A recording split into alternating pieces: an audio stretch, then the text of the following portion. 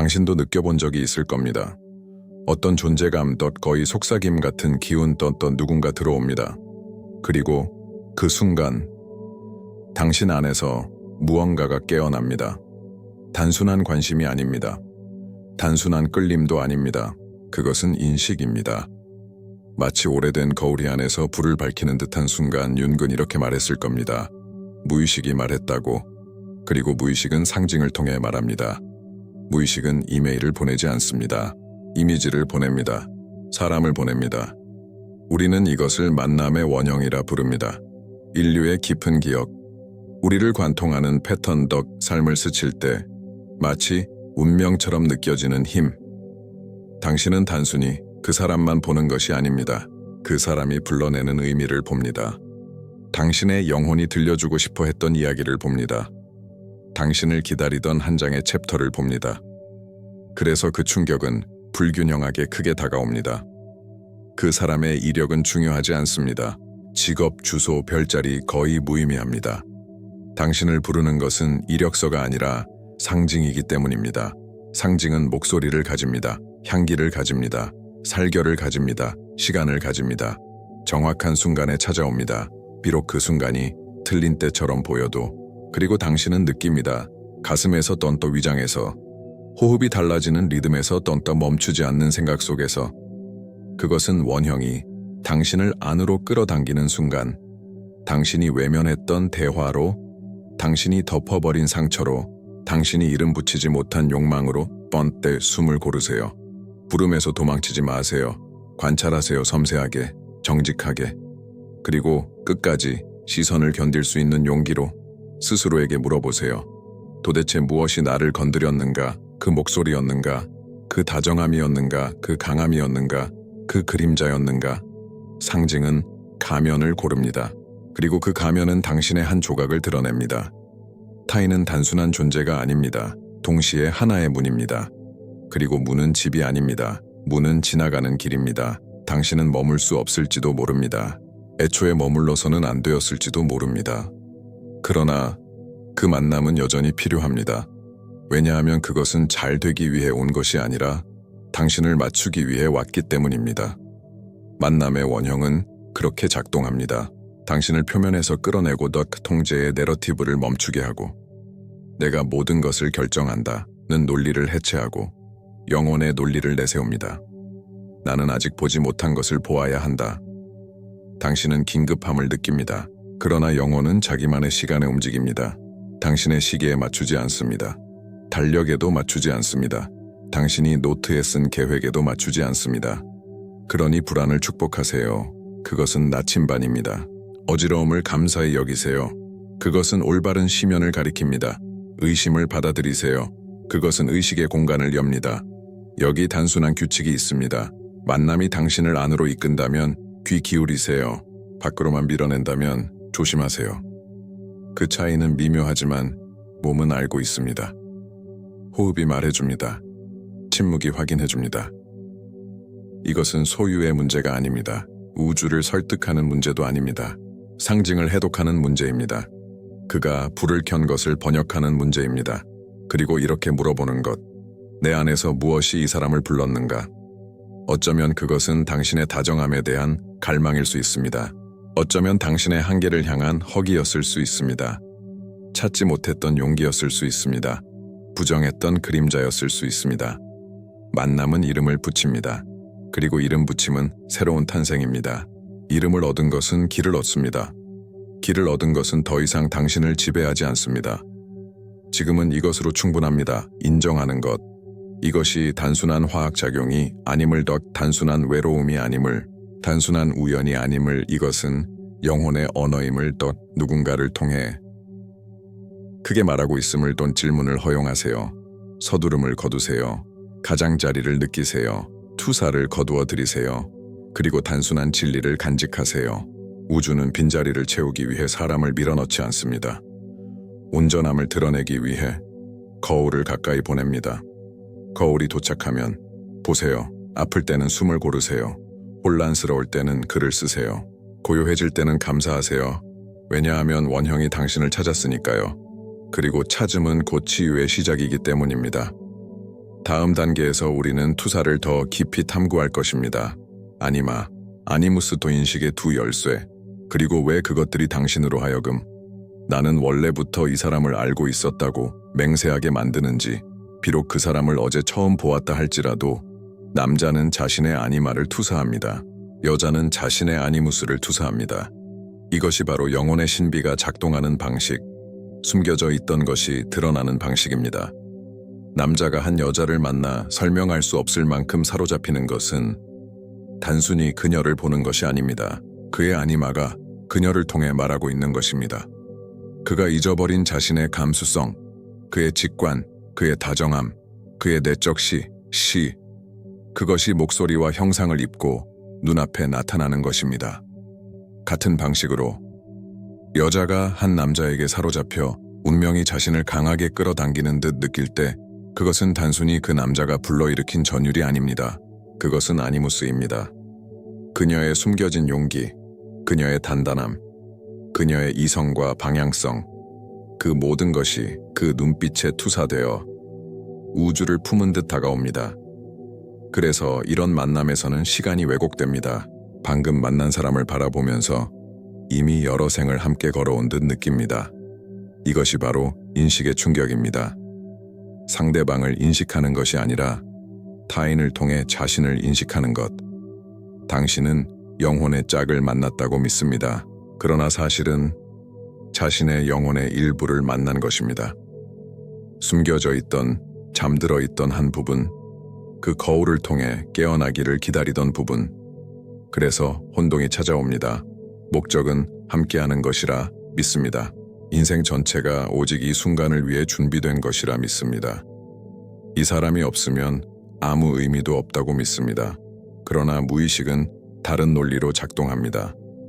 만남은 소유를 위해 주어지지 않습니다. 계시를 위해 주어집니다. 목적은 서로에게 녹아드는 것이 아닙니다.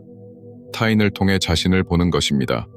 불가능한 사랑은 벌이 아닙니다. 통과 의례입니다.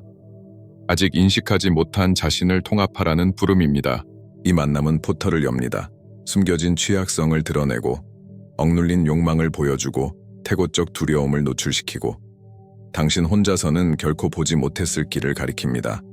그래서 그 고통은 큽니다. 당신은 누군가를 잃었다고 믿기 때문입니다. 그러나 깊이 들여다보면 사실은 그 얼굴 속에 비친 자기 자신을 잃을까 두려운 것입니다. 진정한 배움은 투사를 거두어 들이는 데 있습니다. 타인 안에서 그렇게 감탄했던 것이 사실은 당신의 본성임을 알아차리는 것, 이미 당신 안에 있는 일부임을 깨닫는 것, 그리고 이제 그것이 삶 속에서 드러나기를 요구하고 있음을, 이것이 영혼의 역설입니다. 당신은 평생 기다린 사람을 만났다고 느낍니다. 어느 정도는 사실입니다. 그러나 그 사람은 곧 당신 자신입니다. 다른 존재의 반영 속에서 당신 자신을 만난 것입니다. 융은 인생이 단순히 우연의 논리로만 설명되지 않는다고 믿었습니다. 때로는 사실들이 눈에 보이지 않는 질서에 의해 정렬된 것처럼 느껴지는 순간이 있습니다. 그는 그것을 동시성, 싱크로니시티이라 불렀습니다. 의미 있는 우연 또는 인과적 관계는 없지만 깊은 의미의 연결을 지닌 사건들, 여러 해 동안 보지 못했던 누군가를 떠올린 바로 그 순간, 그 사람이 몇 분 뒤에 전화를 걸어옵니다. 책을 무심코 펼쳤는데 그 문장이 당신을 괴롭히던 의문에 정확히 답하는 듯합니다. 불가능해 보이는 장소에서 누군가를 만나고 그것이 단순한 사고일 수 없다고 느낄 때, 융에게 있어 이런 현상들은 개인의 정신과 외부 세계 가별계의 차원이 아님을 드러냅니다. 그들은 서로 소통합니다. 서로 대화합니다. 마치 무의식이 현실을 통해서도 말하는 것처럼 함께할 수 없는 누군가가 당신의 삶에 들어올 때 그 만남은 종종 동시성의 흔적을 지닙니다. 마치 누군가가 미리 연출해 둔 것 같은 감각, 우주의 무대 뒤에서 숨겨진 의도가 작동하고 있었다는 느낌. 시간이 이 만남을 기다린 듯, 공간이 그것을 위해 정리된 듯, 그리고 당신은 느낍니다. 이건 단순한 우연일 리 없어. 운명은 이런 의미에서 단단한 직선이 아닙니다. 이미 쓰여진 바꿀 수 없는 각본이 아닙니다. 오히려 지하에서 흐르는 물줄기와 같습니다. 영혼이 깨어나야 할 때 특정 사건들을 이끄는 흐름 또는 동시성은 이 흐름의 신호로 나타납니다. 마치 우주가 당신을 향해 눈을 깜빡이며 말하는 것처럼 여기에 네가 봐야 할 것이 있다. 그리고 역설이 찾아옵니다. 당신은 운명을 짊어진 듯한 사람을 만납니다. 저항할 수 없는 부름의 힘을 느낍니다. 그럼에도 불구하고 함께할 수 없습니다.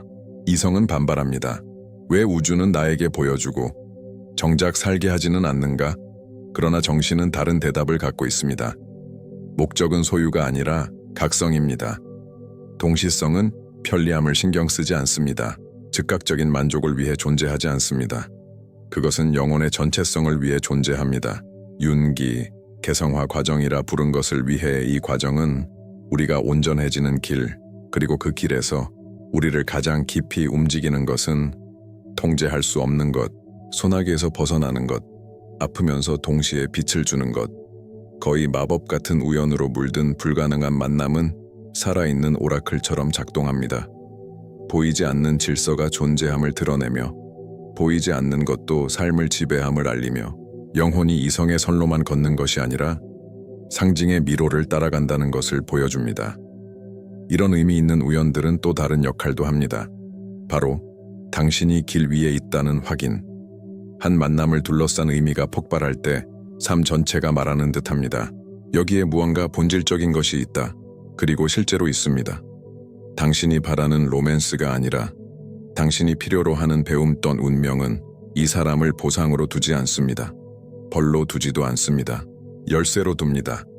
내면의 문을 여는 열쇠, 숨겨진 정신의 영역을 드러내는 열쇠, 영혼의 원형을 깨우는 열쇠. 그 열쇠를 소유할 필요는 없습니다. 그저 그 문을 통과하면 됩니다. 융에게 운명은 밖에서 안으로 주어지는 것이 아닙니다. 무의식이 스스로를 실현하려는 움직임이기도 합니다.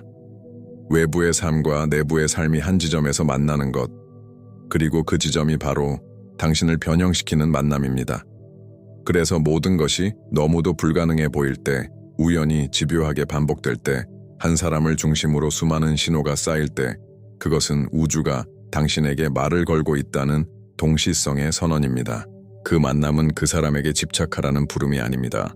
그 사람이 불러일으킨 것을 들으라는 요청입니다. 그 만남이 상징하는 것을 이해하라는 초대입니다. 그리고 더 확장된 의식으로 나아가라는 길잡이입니다. 융의 관점에서 운명은 소유가 아닙니다. 통합입니다. 정복이 아닙니다. 타인을 통해 자신을 발견하는 것입니다.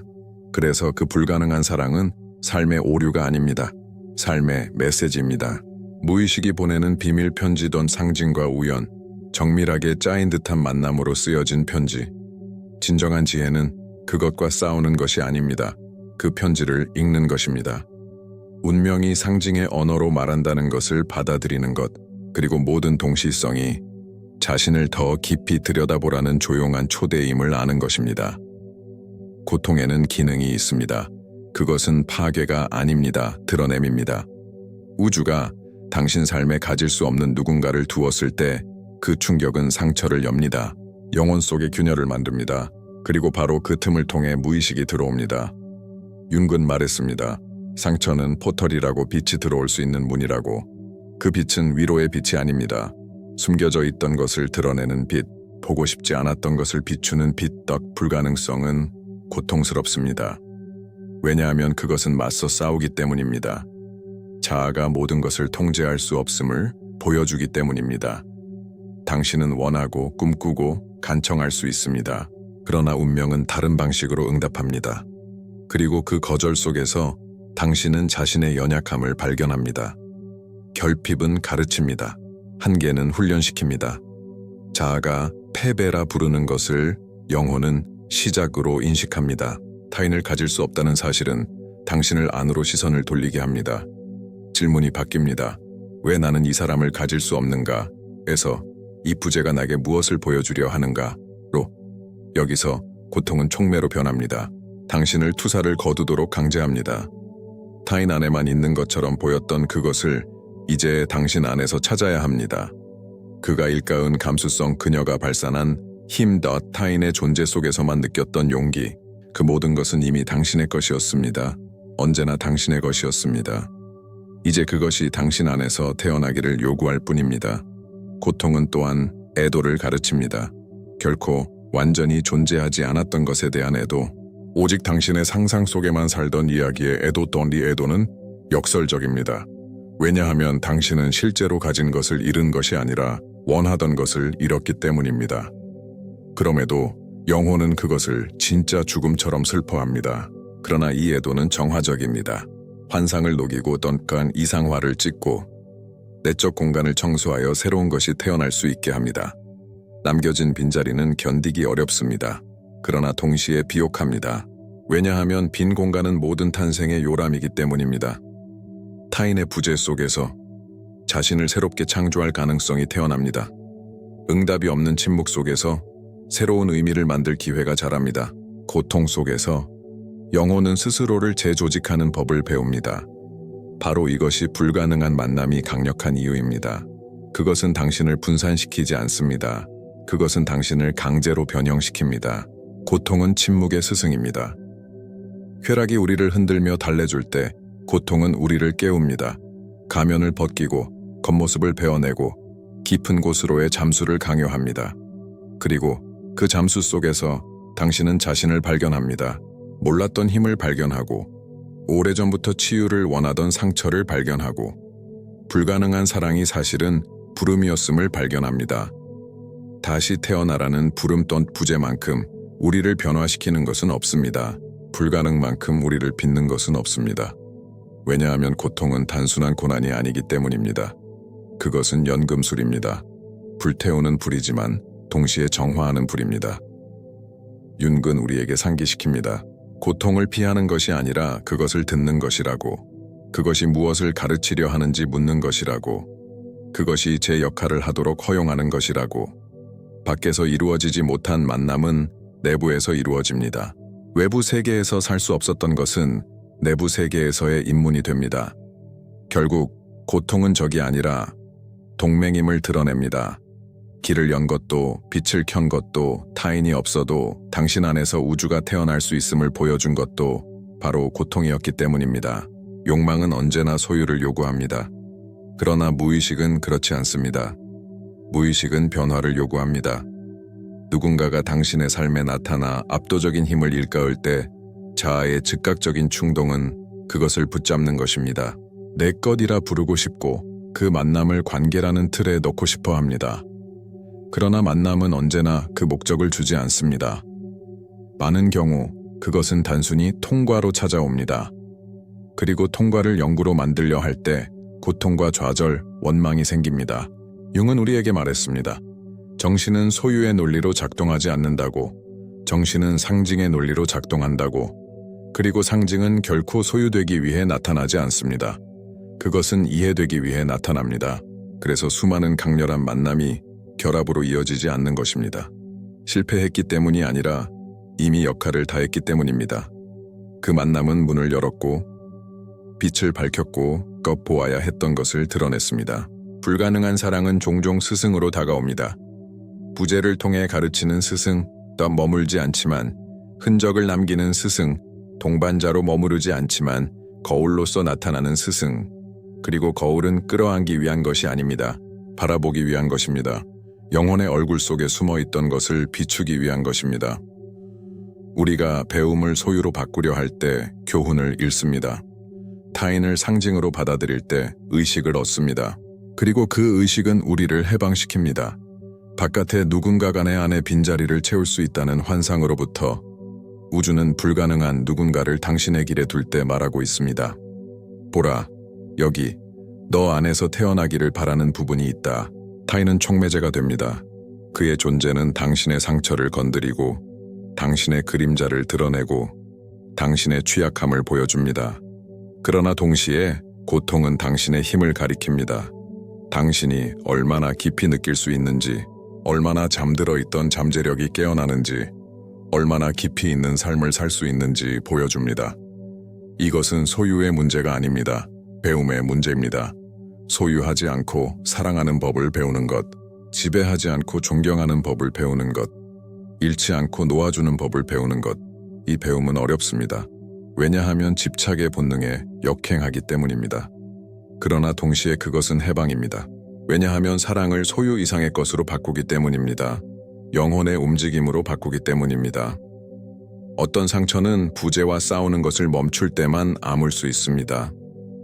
부자애 또한 가르침이라는 것을 이해할 때, 침묵 또한 언어라는 것을 알 때, 빈자리 또한 메시지라는 것을 받아들일 때, 그 언어 속에서 우주는 우리에게 가르칩니다. 관계란 사람을 쌓아 올리는 것이 아니라 의식을 쌓아 올리는 것이라고. 그리고 모든 만남은 설령 불가능할지라도 영혼을 넓혀줍니다. 그 큰 유혹은 그 사람이 최종적인 운명이라 믿는 것입니다. 그러나 진실은 그가 단지 신호였다는 것, 내부를 가리키는 신호, 여정은 그 사람 안에 있지 않다, 너 안에 있다, 는 신호. 그러므로 중요한 것은 타인을 붙잡는 것이 아닙니다. 그 만남에서 얻은 배움을 의식 속에 간직하는 것, 이야기를 유지하는 것이 아니라 그 이야기가 당신을 변화시키도록 허용하는 것, 이것이 바로 개성화의 움직임입니다. 고통을 지혜로 바꾸고 결핍을 발견으로 바꾸고 불가능을 각성으로 바꾸는 것, 불가능한 만남은 저주가 아닙니다. 통과 의례입니다. 그것은 당신을 비우지 않습니다. 당신을 확장시킵니다.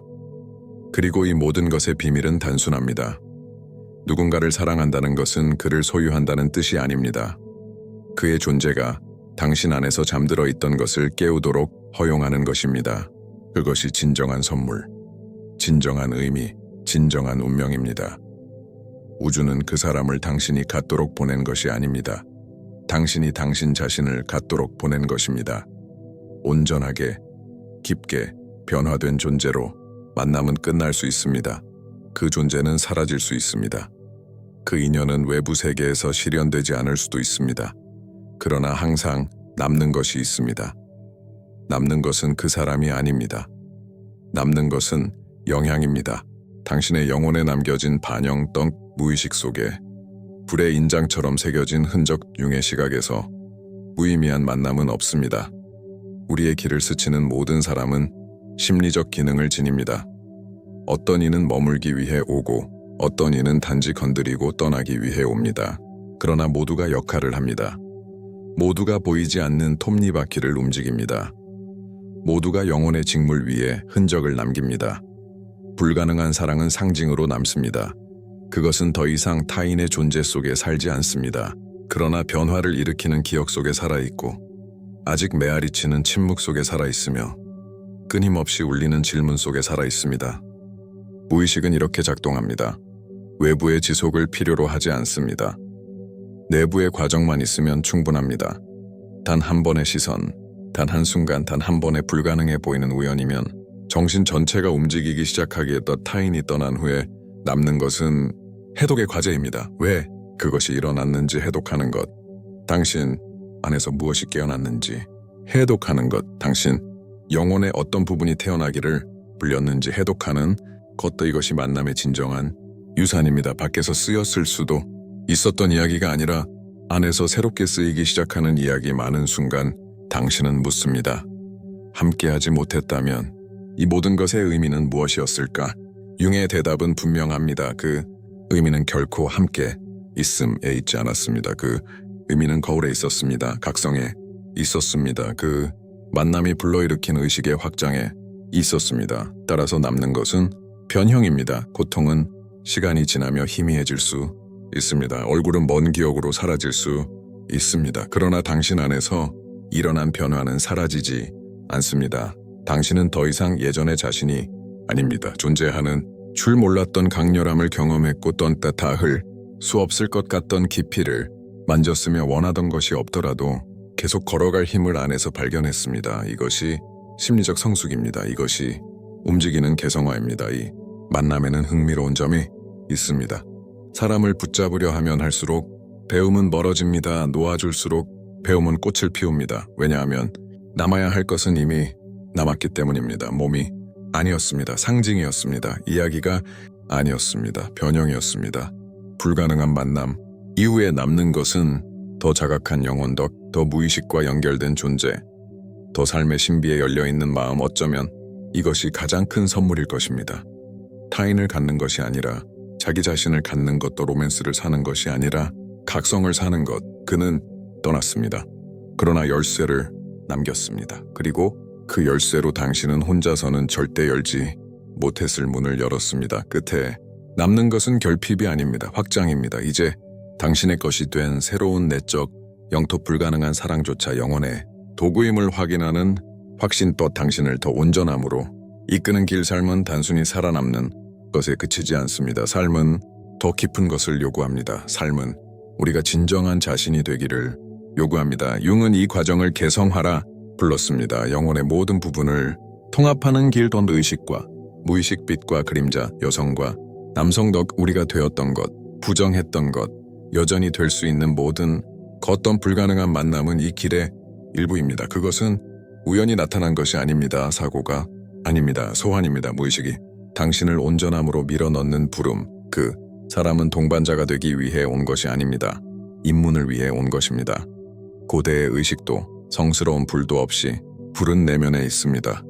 가슴에서 타오르고 위장에서 불타오르고 생각을 집어삼키는 불자하는 로맨스를 원합니다. 그러나 영혼은 계시를 원합니다. 그리고 갖고자 하는 욕망과 가질 수 없는 불가능성의 충돌 속에서 성숙의 기회가 태어납니다. 개성화는 편안한 순간에 일어나지 않습니다. 그것은 균열 속에서, 심연 속에서, 당신이 통제할 수 없는 상황 속에서, 붙잡을 수 없는 존재 앞에서 일어납니다. 불가능한 만남은 당신이 통합하지 못한 부분을 드러냅니다. 당신이 다정함을 투사했다면 이제 그것을 자신 안에서 찾아야 합니다. 용기를 투사했다면 이제 그것을 스스로 길러야 합니다. 의미를 투사했다면 이제 당신 자신의 목적을 발견해야 합니다. 삶은 이렇게 말하는 듯합니다. 내가 너에게 원하는 것을 주지 않겠다. 대신 네가 되어야 할 것을 보여주겠다. 모든 불가능한 만남은 위장된 통과 의례입니다. 고통 속에서 당신은 오래된 자아를 놓고 부재 속에서 새로운 자아를 향해 다가갑니다. 이것은 단순히 누군가를 잃는 일이 아닙니다. 오래된 존재 방식을 잃는 일, 조금은 죽고 다르게 태어나는 일이 과정은 불안합니다. 마음은 붙잡으려 합니다. 그러나 운명은 놓으라고 요구합니다. 그리고 놓는 그 행위 속에서 무언가 안에서 성숙합니다. 삶은 소유가 아님을 배웁니다. 삶은 흐름이고 삶은 통합이며 삶은 타인 없이도 온전해지는 길임을 배웁니다. 불가능한 만남은 또한 당신의 개인적 신화를 드러냅니다. 모든 삶은 상징적 이야기처럼 조직됩니다. 그리고 모든 이야기에는 영웅을 변형시키기 위해 등장하는 인물이 있습니다. 그들은 끝까지 머물지 않습니다. 그러나 그들 없이는 이야기가 앞으로 나아가지 않습니다. 그 사람은 당신 영혼의 신화에서 필수적인 인물이었습니다. 그는 길잡이였고 거울이었고 불꽃이었습니다.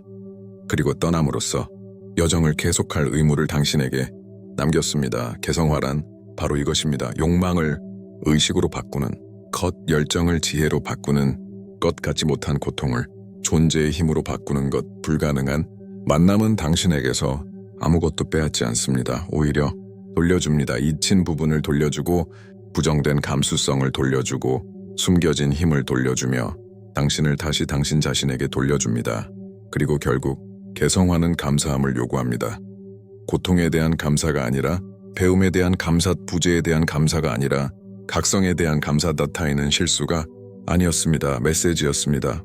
포털이었습니다. 상징이었습니다. 그리고 상징은 누구의 것도 아닙니다. 상징은 영원의 것입니다. 그래서 이런 만남들은 삶의 실패가 아닙니다.